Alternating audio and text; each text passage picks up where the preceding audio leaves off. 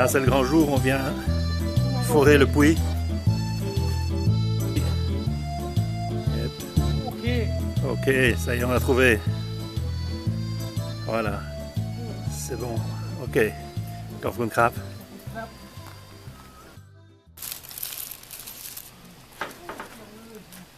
Et alors on a du Lao qui est en fait du rhum. Hein. C'est fait à base de mélasse. C'est ce machin-là. On a un genre de grenadine locale. Voilà. On a les bougies qui vont bien. Et puis on a le bâton d'encens pour demander aux esprits de nous être favorables dans la recherche de l'eau.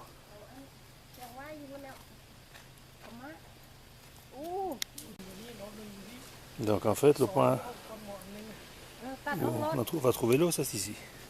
D'après eux. Hein. En fait, on avait désigné un tout autre endroit et puis ils nous ont demandé est-ce qu'il y avait avant, est-ce qu'il y avait une termitière? J'ai dit oui. On l'a rasé pour faire la maison. Ah mais on va voir de ce côté-là.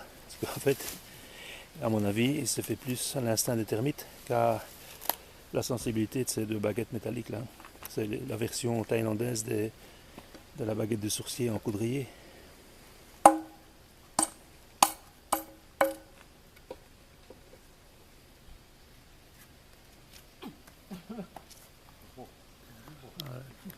Compresseur là au bout.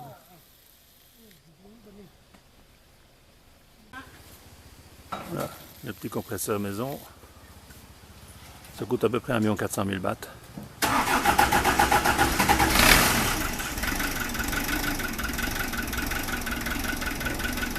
Et voilà, le roi du pétrole.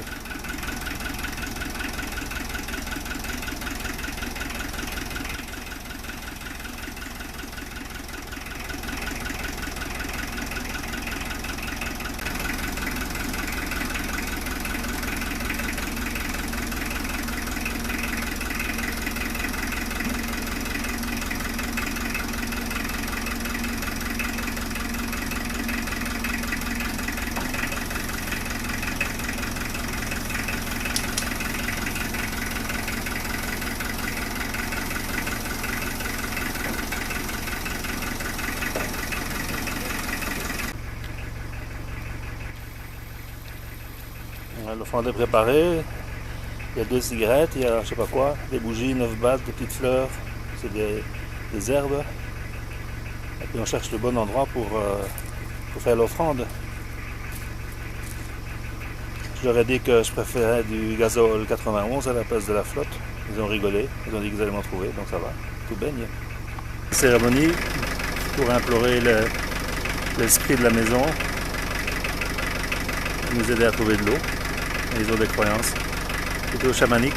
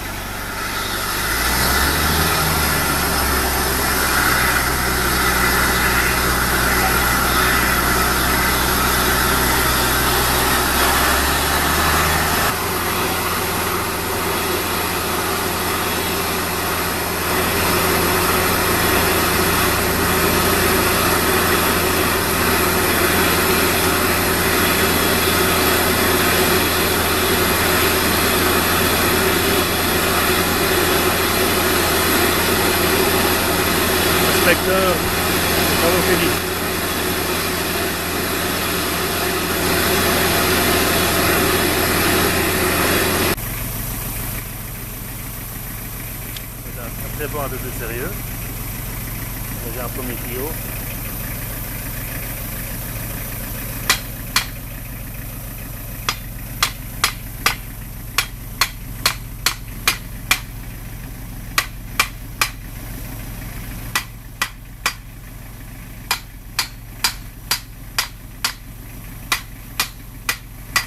Visiblement, vous pouvez du gravier là.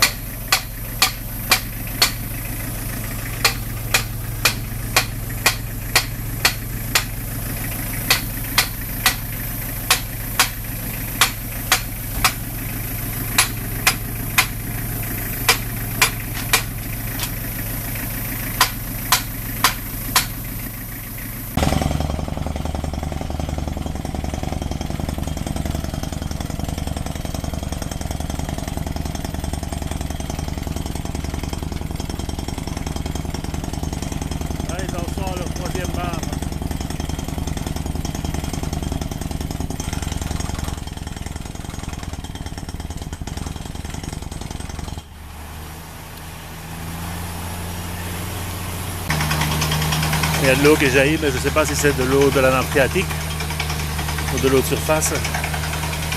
Bon, elle jaillit parce qu'en fait ils injectent de l'air.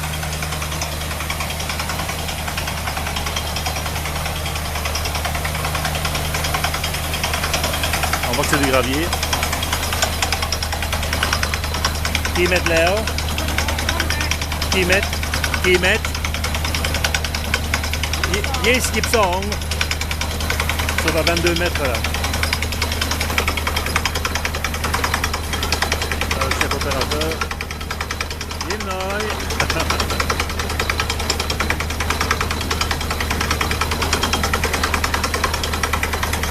Le matériel quand même.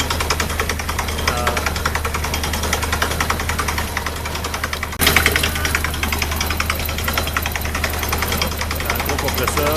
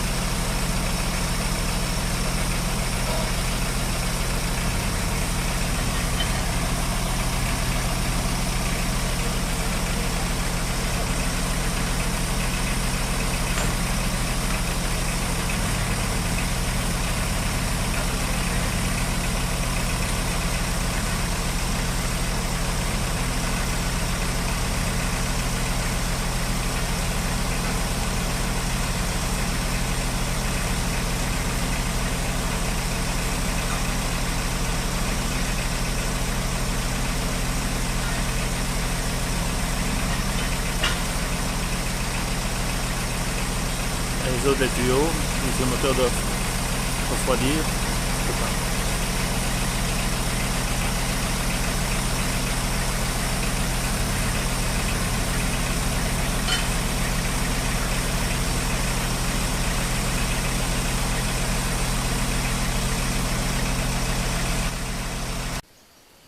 Là, le puits est terminé.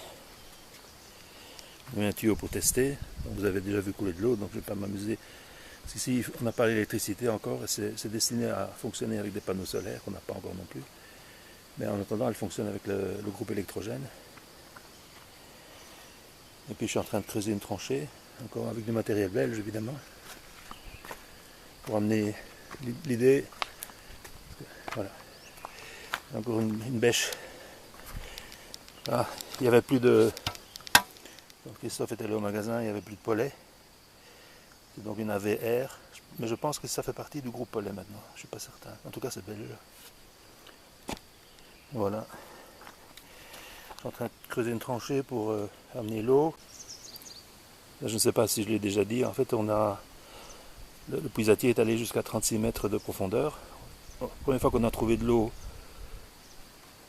c'était vers les 10 mètres, 11 mètres, puis vers les 20 mètres, il a continué jusqu'à 36. En fait, ça c'est le boîtier de contrôle de la pompe. Malheureusement, j'étais pas là quand j'étais en train de connecter ce boîtier, quand ils ont descendu la pompe dans le puits, donc j'ai pas vu de la pompe. Je me souviens, mais la marque c'est Feli, c'est fait en Chine, dans l'emballage d'arbre.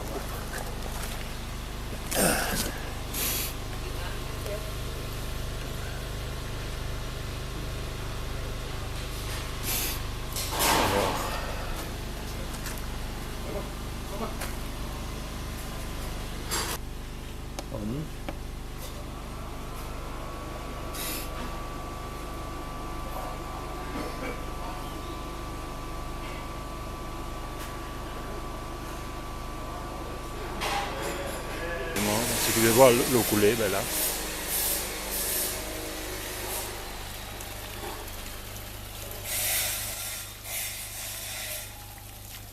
Voilà.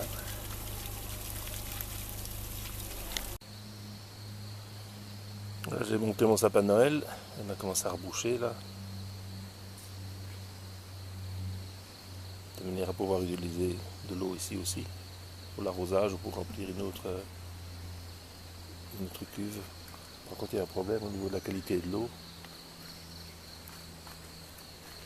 Elle est rouillée.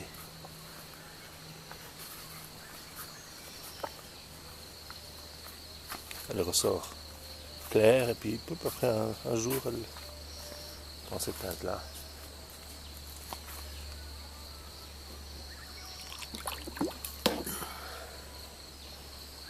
Donc on a trouvé une source de jus d'orange. Je ne sais pas ce que c'est. Est-ce que c'est du fait sous forme colloïdale? Je ne sais absolument pas. Donc je vais regarder sur internet. Les gens d'ici disent que ça va passer. J'aimerais les croire.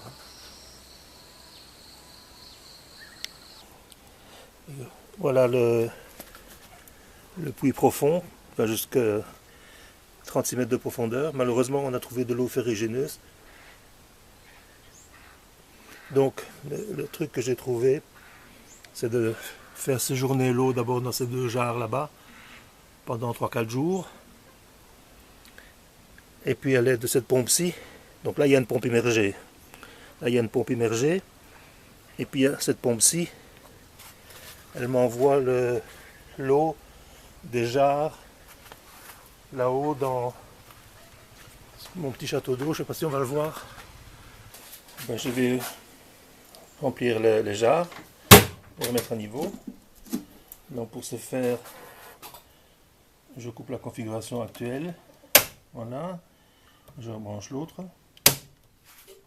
Et on entend tout de suite le courant qui arrive ici. Voilà.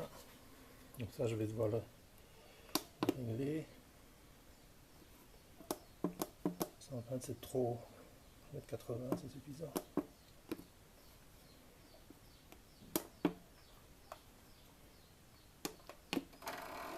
On se démarre, la pompe tourne.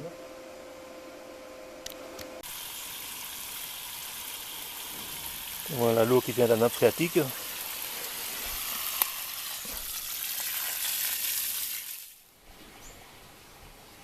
On entend l'eau couler là-haut. Donc j'ai ouvert la vanne ici. J'ai refermé celle-là.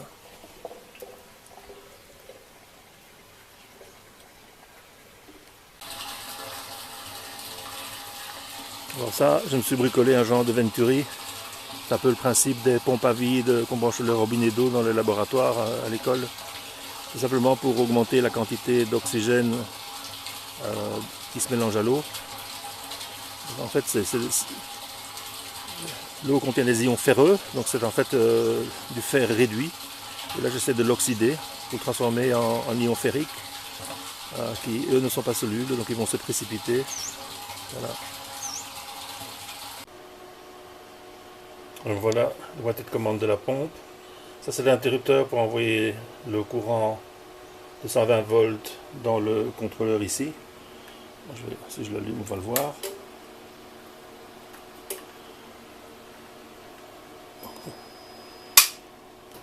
Et l'autre, c'est pour alimenter le relais de la pompe jaune qui envoie l'eau des jarres dans le château d'eau. Donc je vais le refermer là. Donc là je vais enclencher la pompe qui pompe l'eau des jarres vers le château d'eau en inox là-haut. Donc simplement ce bouton-ci. Voilà. Et la diode indique que ça fonctionne. Et dans le tank là en haut, en inox, il y a un flotteur et dès que la cuve est pleine, bon, ça coupe l'auto-alimentation ici du relais. La deuxième étape, ce sera de pomper l'eau pour remplacer l'eau dans les jarres. Ça dure à peu près 10 minutes. Donc là, on entend la pompe jaune qui fonctionne, hein, qui envoie l'eau dans des jarres là. Au tank en inox, là, mais qu'on a vu plus haut dans la vidéo. Ça dure à peu près 10 minutes.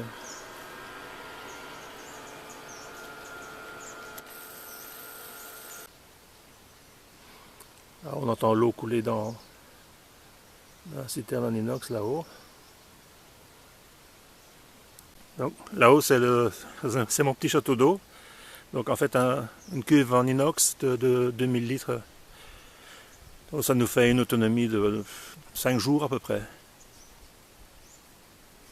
Ici j'ai pas enterré les tuyaux parce que les EVA ont un système radiculaire vraiment en surface et j'aurais abîmé beaucoup trop d'arbres et en plus c'est pas trop grave puisque les tuyaux sont à l'ombre. Donc voilà quoi. L'eau faisait son petit bonhomme de chemin. Et puis là, elle passe sur la route et puis vers la maison.